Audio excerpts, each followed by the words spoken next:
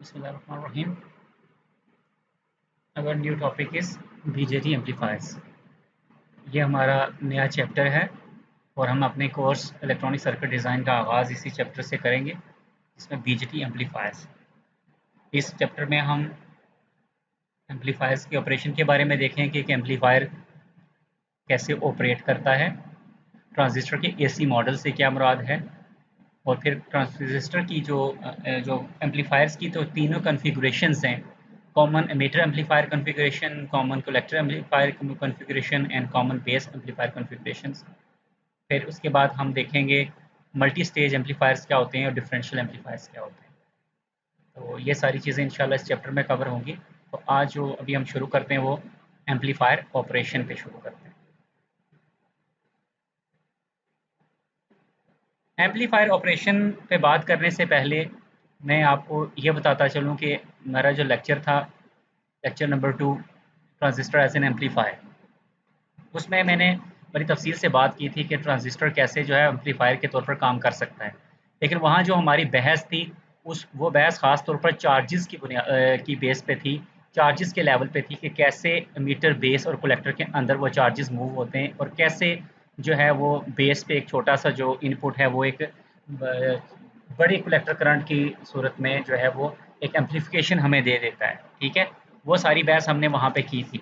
यहाँ पे हम जो है वो सर्किट की बुनियाद पे देखेंगे, हम डिवाइस लेवल पे या इलेक्ट्रॉन्स के लेवल पे जाके इन चीज़ों को नहीं देखेंगे। ठीक है, यहाँ हम सर्किट ड्रा करेंगे और सर्किट के एतबार से आपको सारी बात बताएंगे।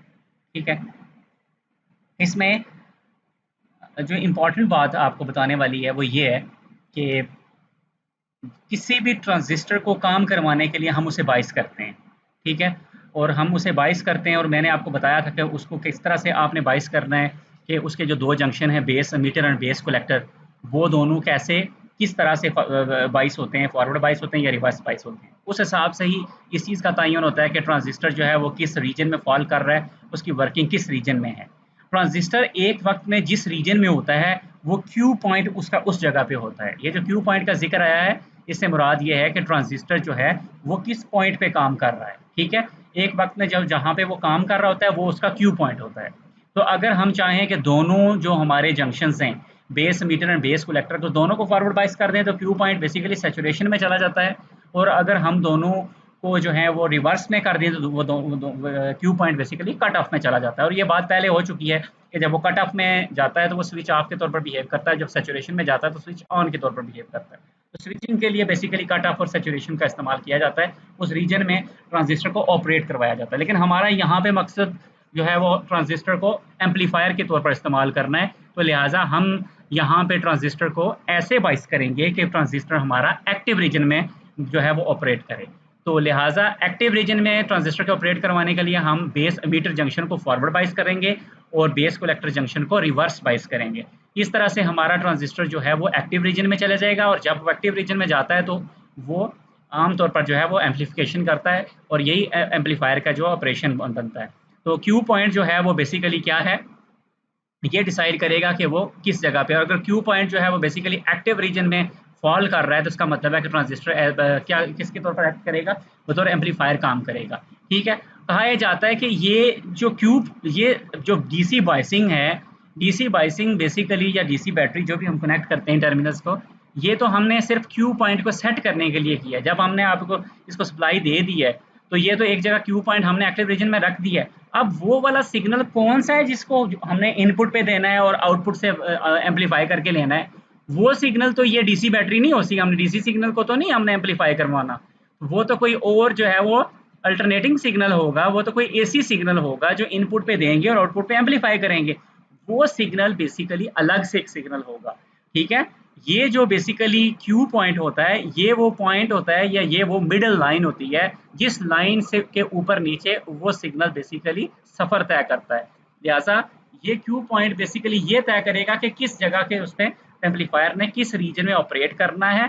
और इस क्यू पॉइंट वाली इस लाइन जो होता है, बाकी सारी जो वेरिएशन होती है सिग्नल की, वो सिग्नल की वेरिएशन इस क्यू पॉइंट के सराउंडिंग में होती है, इसके ऊपर नीचे होती है, इसके इसके साथ साथ होती है। ठीक है, लिहाजा वो यहाँ जिक्र करता है कि कुछ बहुत स्मॉल सिग्नल वोल्टेजेस होती हैं जैसा कि वो कहता है कि एंटीना में जब हम रिसीव करते हैं कोई सिग्नल, वो सिग्नल काफ़ी वीक होता है, काफ़ी स्मॉल जो है वो उसकी वोल्टेज होती है, या माइक्रोफोन पे जब वो माइक्रोफोन वो आवाज़ को रिसीव करता है तो वो काफ़ी छोटा सिग्नल होता है। तो ये उस छोटे सिग्नल बेसिकली क्यू पॉइंट के अराउंड होता है, और ये उसको क्या कर देता है, तो वो उसको एम्पलीफाई कर देता है। तो लिहाजा इस तरह के एम्पलीफायर जो बहुत छोटे सिग्नल लेते हैं, हम इनको बेसिकली स्मॉल सिग्नल एम्पलीफायर्स भी कहते हैं।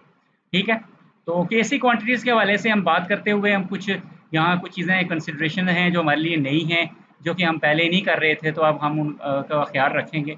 वो क्या हैं, आइए उन पे बात करते हैं। पहला तो ये है कि हम जब इससे पहले बाइसिंग करते थे तो हम वहाँ पे जितने भी इस्तेमाल करते थे करंट और वोल्टेज के लिए, जो ये लेटर्स इस्तेमाल करते थे वो सब कैपिटल होते थे। जैसे कलेक्टर करंट के लिए आई भी कैपिटल होता है और सी साथ कैपिटल होता था। तो ये आई सी मीन कलेक्टर करंट, इसी तरह मीटर करंट, और इसी तरह कलेक्टर वोल्टेज, और इसी तरह कलेक्टर मीटर वोल्टेज। तो वहाँ पे बेसिकली वो लेटर, पहला लेटर जो करंट या वोल्टेज को ज़ाहिर करता था वो भी कैपिटल होता था, और इसी तरह से जो वहाँ पे सब्सक्रिप्ट होता था वो भी कैपिटल होता था। तो ये डीसी के लिए सारी चीज़ें कैपिटल होती थी। तो अब ये है कि एसी क्वांटिटीज़ के लिए ऐसा नहीं है। करंट और वोल्टेज के लिए करंट और वोल्टेज यानी पहला लेटर तो कैपिटल ही रहेगा, लेकिन दूसरा लेटर जो है वो स्मॉल हो जाएगा। यानी अगर आपके पास कहीं आई कैपिटल लिखा हुआ और सी स्मॉल लिखा हुआ हो, तो इसका मतलब है कि ये कलेक्टर का एसी करंट है। तो लिहाजा ये सिर्फ कलेक्टर करंट नहीं है, ये कलेक्टर का एसी करंट है, क्योंकि सी जो है स्मॉल लिखा हुआ है। इसी तरह आई ई यहाँ इस पर इसका मतलब ये है कि ये मीटर का एसी करंट है। ये इसी तरह बेस का जो है वो एसी करंट है, और इसी तरह से ये जो सी है ये कलेक्टर की एसी वोल्टेज है, और इसी तरह ये वीसीई जो है। और इसमें मज़ीद आपको ये बताता चलूँ कि ये जो है, ये जितनी भी वैल्यूज़ जो हमें बताई हैं, आई सी आई ई आई बी, ये जो करंट्स की जो एसी करंट्स की जो वैल्यूज़ हैं या एसी वोल्टेजेस की वैल्यूज़ हैं, आपको पता है अल्टरनेटिंग है, तो अल्टरनेटिंग में हम हमेशा जो है आरएमएस वैल्यू लेते हैं। तो लिहाजा जब भी आप किसी जगह पे कोई वैल्यू देखेंगे या पढ़ेंगे, तो वो वैल्यू वो कहता है कि अंडरस्टूड होना चाहिए कि आरएमएस है। ठीक है, हालांकि वो आरएमएस के अलावा भी हो सकती है, लेकिन अगर वो आरएमएस के अलावा हुई तो बताया जाएगा कि ये उसके अलावा है। अगर ये बात बताई ना जाए तो अज्यूम कर लिया जाएगा कि ये बेसिकली आरएमएस वैल्यूज है। ठीक है, और इसके अलावा इंस्टेंट वैल्यूज, इंस्टेंटेनियस वैल्यूज, अगर किसी भी मौके पे अचानक किसी मौके पे कोई वैल्यू लेनी हो, किसी भी टाइम पे किसी भी फ्रिक्वेंसी पे कोई वैल्यू लेनी हो, तो वो जो अचानक किसी जगह पे वैल्यू ली जाएगी, उसमें वो पहला लेटर भी स्मॉल हो जाएगा और दूसरा लेटर भी स्मॉल हो जाएगा। मतलब अगर स्मॉल आई और स्मॉल सी लिखा हुआ है, तो स्मॉल सी बताता है कि ये कोलेक्टर की कोई एसी वाली क्वांटिटी है। आई बताता है कि कोलेक्टर का एसी वाला करंट है, लेकिन आई क्योंकि स्मॉल है तो लिहाजा इसका मतलब यह है कि ये इंस्टेंटेनियस करंट है, ये किसी खास मौके का करंट है, ये कोई आरएमएस करंट नहीं है। ठीक है, इसी तरह ये करंट की तीनों जो है टर्मिनल्स की इंस्टेंटेनियस वैल्यूज हैं, और इसी तरह ये वोल्टेज की इंस्टेंटेनियस वैल्यू है। ये जो ग्राफ है, ये ग्राफ बड़े वाज़ेह तरीके से बता रहा है कि जो वैल्यूज़ होती हैं हमारे यहाँ एसी सिग्नल्स, या पहले सर्किट्स में पढ़ चुके होंगे कि जो एसी वैल्यूज़ होती हैं हमारे पास, आपको पता है कि वो वैल्यूज़ में मोस्टली आरएमएस वैल्यूज़ ली होती हैं, लेकिन वैल्यूज़ इसके अलावा भी होती हैं, जैसा कि एवरेज वैल्यू। तो देखें, यहाँ पे ख़ास बात यह है कि ये एवरेज वैल्यू के लिए भी वीसी वही सेम लिखा गया है, आरएमएस के लिए भी वीसी उसी तरह से लिखा गया है। ठीक है, और इसी तरह से ये जो पीक वैल्यू है, यानी मिडल वैल्यू से टॉप जो पीक वाली वैल्यू है, इसको पीक वैल्यू बोलते हैं, ये भी वीसी उसी तरह लिखा गया है। और इवन जो पीक टू पीक वैल्यू है, यानी ऊपरी पीक से नीचे वाली पीक की जो पीक टू पीक वैल्यू है, इसको भी इसी तरह से लिखा गया। और कहता है कि लिखने में average value, RMS value, peak value और पीक टू पीक वैल्यू सारी लिखने में एक जैसी है, लेकिन आपने जब भी कहीं पढ़ेंगे तो आप ये समझ जाएं कि ये बेसिकली इससे मुराद बेसिकली आरएमएस वैल्यू है, और अगर मुराद कोई दूसरी हुई तो वो फिर वहाँ मेंशन किया जाएगा कि हाँ इससे मुराद एवरेज है या पीक है या पीक टू पीक है। ठीक है, तो ये एक इंपॉर्टेंट बात है जो याद रखनी है हमने।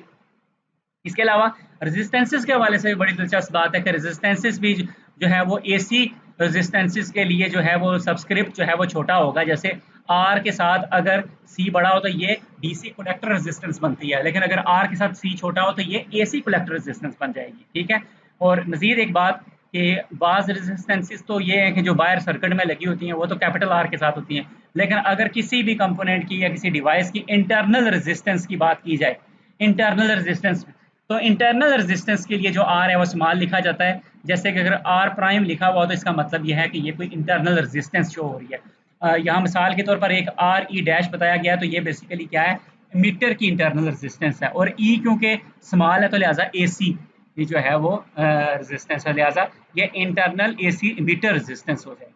ठीक है, तो ये बात भी याद रखनी है। अब ज़रा इस सर्किट की तरफ आ जाएं। ये एक जो है वो एम्पलीफायर सर्किट है। N amplifier with voltage divider bias driven by N AC voltage source with an internal resistance R S. ठीक है, तो ये एक सर्किट है, तो आपने परेशान नहीं होना, मैं एक एक करके सारी चीज़ें आपको समझाऊंगा कि ये क्या है। ठीक है, सबसे पहले तो ये हमारे पास एक ट्रांजिस्टर है। ठीक है, और ये एक एनपीएन ट्रांजिस्टर है, बीजेटी एनपीएन ट्रांजिस्टर है, जो कि कैसे पता चल रहा है, मुझे इसका सिंबल देख के पता चल रहा है कि ये सिंबल बेसिकली बीजेटी का है और एरो का डायरेक्शन क्योंकि बाहर की तरफ नीचे की तरफ है, तो लिहाजा इसका मतलब ये है कि ये एक एनपीएन ट्रांजिस्टर है। ठीक है, अब इस एनपीएन ट्रांजिस्टर के साथ जो है इसकी जो एमीटर वाली लेग है, इसको जो है वो एक रजिस्टर दिया गया है जिसको आर ई यानी एमीटर रेजिस्टेंस कहेंगे, और इसके बाद इसको ग्राउंड कर दिया गया। ठीक है, यहाँ पे जितने भी ग्राउंड पॉइंट्स हैं आप इनको ऐसे समझें कि ये सारे आपस में मिले हुए हैं। ये भी आप इसको समझ सकते हैं कि ये सारे आपस में जुड़े हुए हैं, ये क्योंकि ये दोनों पोटेंशियली एक ही ग्राउंड पे हैं, यानी पोटेंशियली एक ही वैल्यू पे हैं। तो आप कभी सर्किट बना ड्रॉ करते हुए अगर आप इनको अलग अलग इस तरह ग्राउंड शेप के साथ अलग अलग छोड़ दें तो भी इसका मतलब यही है, और अगर आप इन सब को मिला के एक ग्राउंड बना दें तो भी इसका मतलब यही है।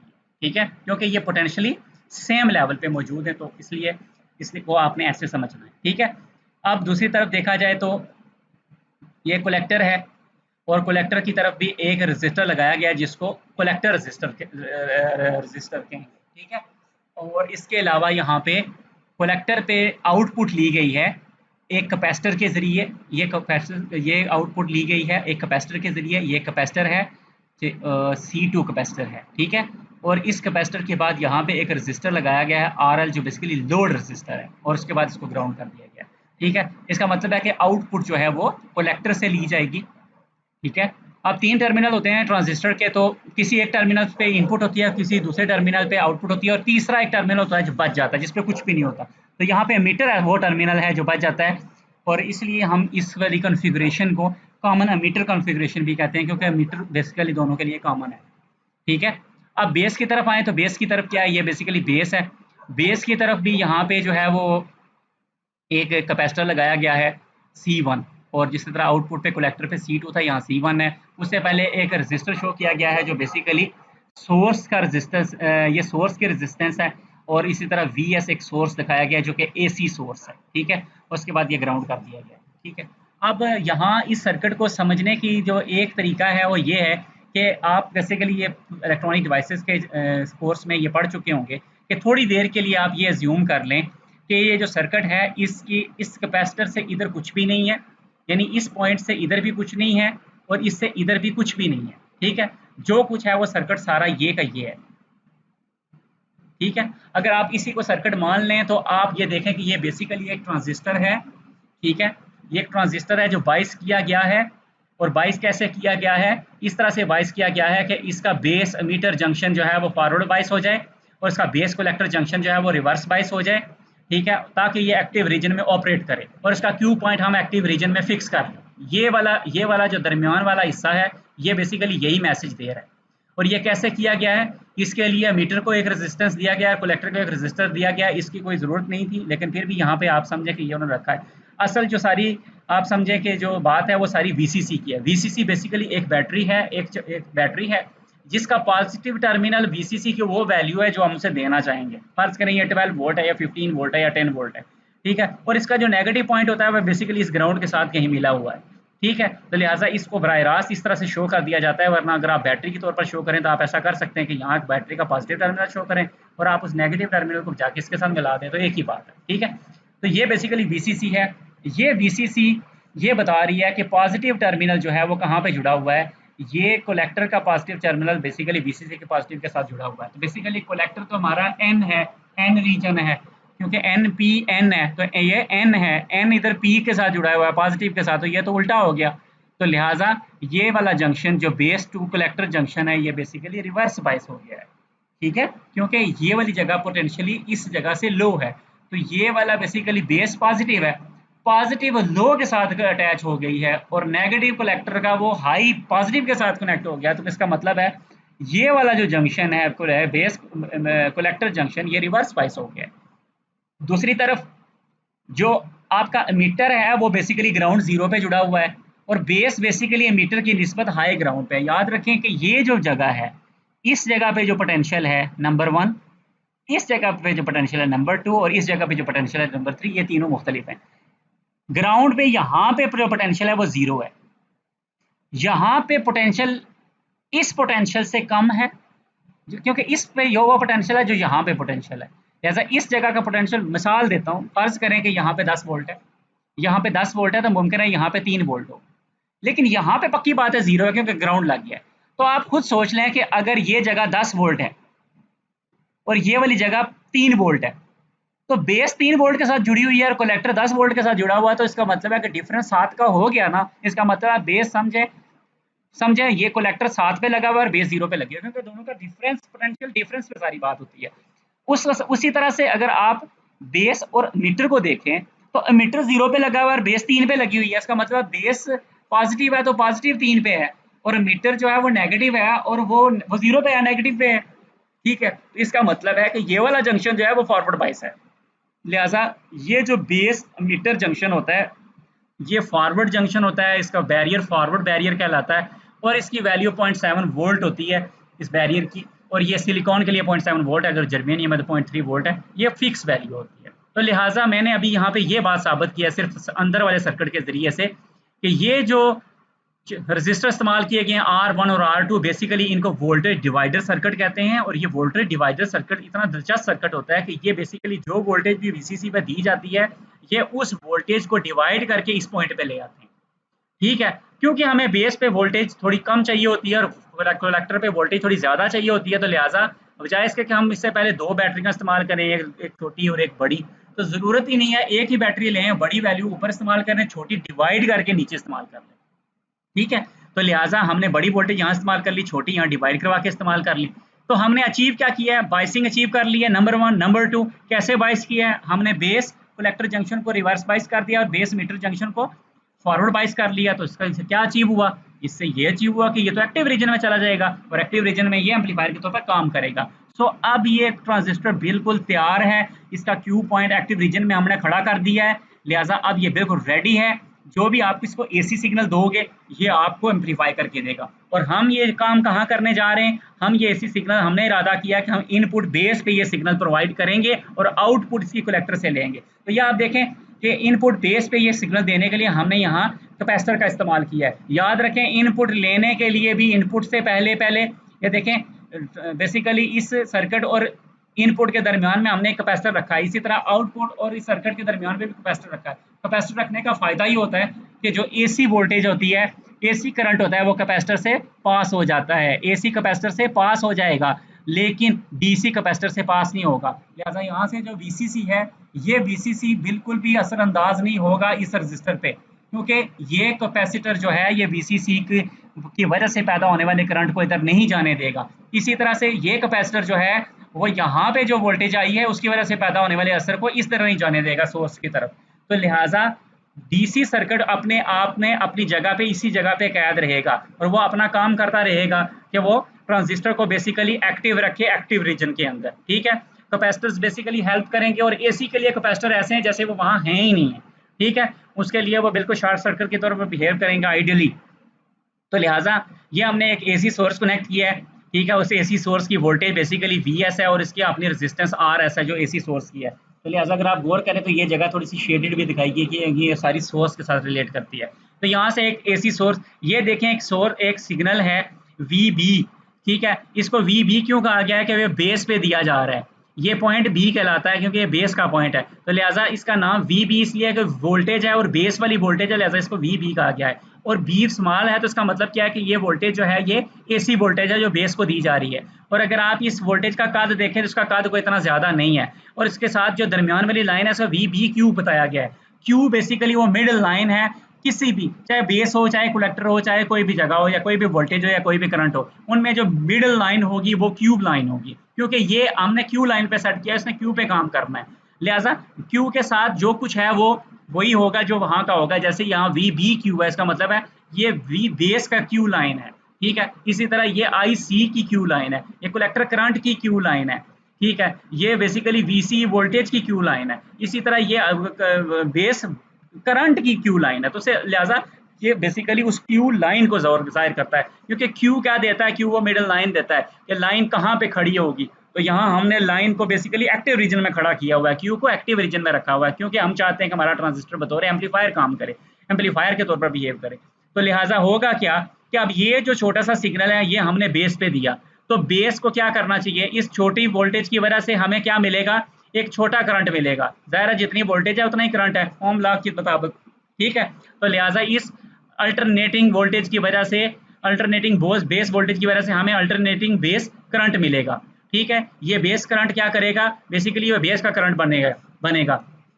तो अब हमें पता है कि ट्रांजिस्टर एक्टिव रीजन में है और जो कुछ भी बेस पे दिया जाएगा वो कलेक्टर पे एम्पलीफाई होके जाएगा। तो आप गौर करके देखें कि जो कलेक्टर के ऊपर करंट है वो बेसिकली ICQ, वो इसकी निस्बत देखें कितना एम्पलीफाइड है। लेकिन आप गौर करें तो इन दोनों का जो टाइम पीरियड है वो चेंज नहीं हुआ, या इन दोनों की जो फ्रीक्वेंसी है वो चेंज नहीं हुई, ठीक है।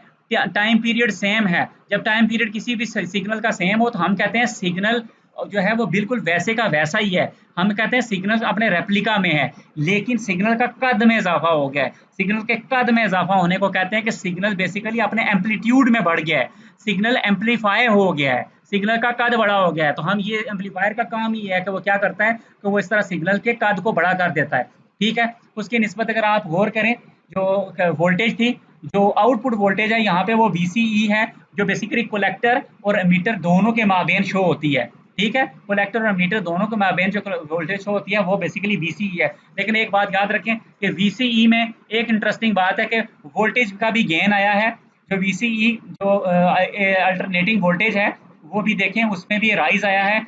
यहाँ पे देखें ये वोल्टेज इतनी एम्पलीफाई छोटा सिग्नल था और ये एम्पलीफाई हो गया, लेकिन जो वोल्टेज की एम्पलीफिकेशन होती है उसमें इन्वर्ट हो गया सिग्नल। आप देखें इसमें पहले जो है वो क्रस्ट था, फिर ट्रफ था, ठीक है। लेकिन बाद में इन्वर्ट होने के बाद पहले ट्रफ आया, बाद में क्रस्ट आ रहा है। लेकिन करंट के मामले में ऐसा नहीं था, करंट के मामले में सेम सिग्नल रहा है, इन्वर्ट नहीं हुआ। जो बेसिकली इसको कहते हैं कि इन्वर्टेड एम्पलीफाइड जो है ना, इन्वर्टेड आउटपुट दिया उसने। इसका मतलब है कि वोल्टेज की जो आउटपुट है वो इन्वर्ट हो गई है, लेकिन जो बेसिकली करंट की थी वो नॉन इन्वर्टिंग आउटपुट थी, नॉन इन्वर्टेड एम्पलीफाइड सिग्नल था, ठीक है। इसीलिए देखें ये शुरू में कहा गया लीनियर एम्पलीफायर, ये बेसिकली लीनियर एम्पलीफायर है, provides amplification of a signal without any distortion. देखें किसी कोई डिस्टॉर्शन उसने दी, उसने डायरेक्ट सिग्नल को एम्पलीफाई किया, so that the output signal is an exact amplified replica. बिल्कुल उसका रेप्लिका है, आप देखें ये बिल्कुल उसका रेप्लिका है, लेकिन एम्पलीफाइड रेप्लिका है, ठीक है। आप द इनपुट सिग्नल वो उसका एम्पलीफाइड इनपुट सिग्नल का एम्पलीफाइड रेप्लिका। यहाँ पे देखें ये बात बयान की गई है कि जो हमारी वोल्टेज एक जो करंट है वो बेसिकली सेम सिग्नल रहता है, वो उसमें कोई भी फेज शिफ्ट नहीं आती। The collector current varies above and below its Q point value ICQ and in phase with the base current. वो बेस करंट के साथ बिल्कुल देखें इन फेज है, दोनों का उठना दोनों का बैठना बिल्कुल बराबर है, ठीक है। लेकिन वोल्टेज के में basically 1 degree out of phase है। और ट्रांजिस्टर वो कहते हैं कि ये देखें ना, in phase with the current sinusoidal collector to emitter voltage varies above and below its Q point value VCQ 180 out of phase with the base voltage. तो ये बेस वोल्टेज के साथ 180 आउट ऑफ फेज है, क्योंकि जब उसका crust आता है तो उसका ट्रफ आ रहा होता है, तो ये 180 डिग्री का जो बेसिकली इनमें एक डिफरेंस है, ठीक है। और transistor always produces a phase inversion between the base voltage and the collector voltage. तो ये बेसिकली बेस वोल्टेज और कलेक्टर वोल्टेज के दरमियान में ये जो फेज, ये जो चेंज आया, शिफ्ट आया 180 का, इसको फेज इन्वर्जन कहते हैं। कि जब क्रस्ट आएगा तो यहाँ ट्रफ आएगा, बेसिकली एक फेज इन्वर्ट हो जाती है, दैट्स वाई इसको फेज इन्वर्जन का नाम दिया गया।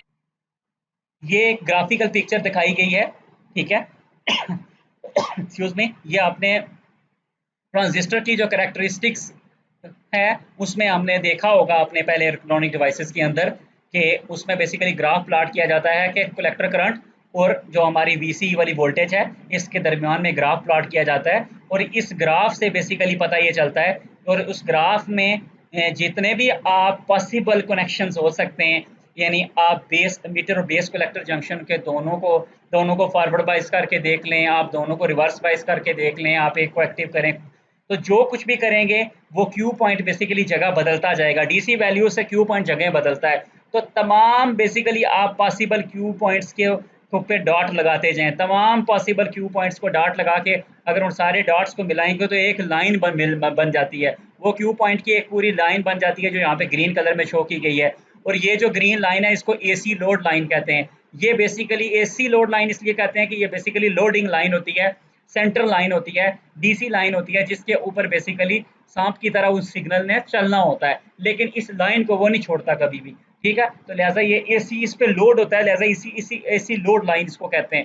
ठीक है, इसके अबाउट में ये एसी सिग्नल ने ट्रैवल करना है। अब क्यू एक वक्त में कहाँ पे है, अगर ये क्यू पॉइंट ऊपर की तरफ चला जाए तो ये बेसिकली सैचुरेशन में चला जाता है, और अगर ये क्यू पॉइंट बहुत नीचे आ जाए तो ये बेसिकली कट ऑफ की तरफ चला जाता है। तो एक हाथ से नीचे चले जाना इसका कट ऑफ में चले जाना है, और इसी क्यू का एक हाथ से ऊपर यहाँ से ऊपर चले जाना बेसिकली इसका सैचुरेशन में चले जाना है।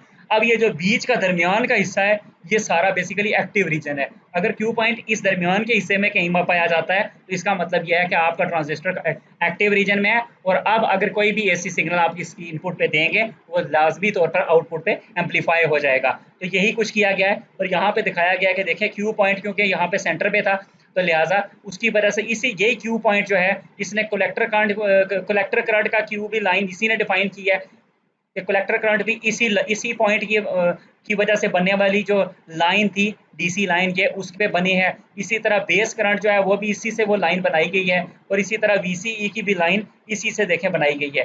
ठीक है, वीसीई की देखें लाइन भी इसी से, क्यू वाली लाइन इसी से बनाई गई है। अब इसके अबाउट इसके ऊपर नीचे वो सिग्नल ट्रैवल कर रहा है, तो यहाँ कलेक्टर करंट दिखाया गया है, इसी तरह यहाँ पे ये बेस करंट दिखाया गया है, और इसी तरह यहाँ से वीसीई वोल्टेज दिखाई गई है। ठीक है, आपको थोड़ी देर के लिए शायद ये परेशानी हो कि यहाँ पे बेस करंट तो काफ़ी ज़्यादा नज़र आ रहा है और ये कलेक्टर करंट जो है वो थोड़ा नज़र आ रहा है, लेकिन असल में ऐसा नहीं है। जब इसकी वैल्यू को मेजर किया जाता है तो ये बेसिकली हॉरिजॉन्टली मेजर किया जाता है, और ये वैल्यू बेसिकली बेस की वैल्यू काफ़ी कम होती है। अगर आप मिसाल देखना चाहते हैं तो ये आप एग्जाम्पल जो है इसमें से देख सकते हैं कि यहाँ आप देखें, यहाँ क्यू पॉइंट पे जो बेसिकली आई बी की वैल्यू है वो बेसिकली आप ये देखें बेस करंट की वैल्यू 50 माइक्रो एम्पेयर है। ये देखें 50 माइक्रो एम्पेयर है ये वैल्यू। ठीक है, और इसी पॉइंट पे जो कलेक्टर करंट की वैल्यू वो 5 मिली एम्पेयर है। तो 5 मिली एम्पेयर जो है वो 50 माइक्रो एम्पेयर से काफ़ी ज़्यादा होता है, ये उससे 100 गुना ज़्यादा है। तो ये वैल्यू काफ़ी बेस करंट की वैल्यू बाज़ाहिर ऐसी वे बड़ी नज़र आती है, लेकिन ये वैल्यू काफ़ी छोटी होती है, उसकी निस्बत कलेक्टर की वैल्यू काफ़ी कम होती है। दैट्स वाई हम ये कहते हैं कि एम्पलीफिकेशन जो है वो हुई है। आई होप कि आपको इससे थोड़ी अंडरस्टैंडिंग हुई होगी कि एक जो ट्रांजिस्टर है सॉरी एक ट्रांजिस्टर एम्पलीफायर का ऑपरेशन कैसे जो है वो पूरा होता है। तो मेरा अगला लेक्चर जो है उसके लिए इंतज़ार करें। जो अगला लेक्चर हमारा होगा वो एसी क्वांटिटीज़ पे होगा। शुक्रिया।